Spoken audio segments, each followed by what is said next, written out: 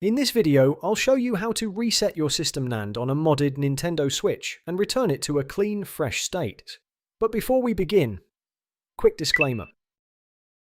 This video is for educational purposes only. Modifying your Nintendo Switch comes with risks. You can void your warranty, you can brick the console if you do something wrong, and you can also get the system banned from online services if you take a modded setup online. Only do this if you understand what you're doing and you're happy to take full responsibility for your own device.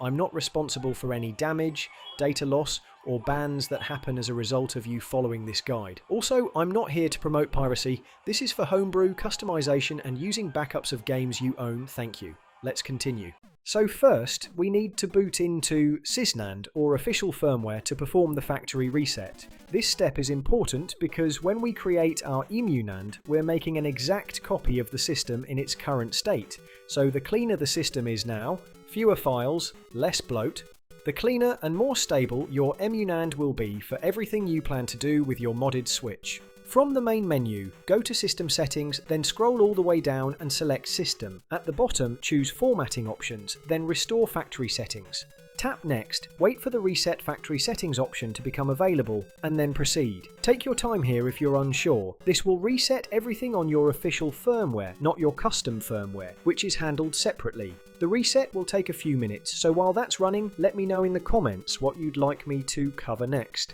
We're also going to back up the system NAND, just in case we ever run into any issues down the line. That's an important first step in the modding process, but I'll be covering that properly in an upcoming video. Once that's finished, reboot back into your official firmware and run through the normal setup process. You can link your Nintendo account here if you want. This is your clean system environment where your legitimately owned games can be played online. There we go, that's it. Nice and straightforward. This message is normal after a reset. Just confirm the deletion and reboot the device. Don't worry, this won't delete the bootloader or your Atmosphere files on the SD card. It only removes things like game installs, save data, user profiles, and system settings. Your SD card setup will remain completely safe. If this guide helped you out, don't forget to like and subscribe to support the channel. And if you ran into any issues or have any questions, drop them in the comments below. As always, thanks for watching.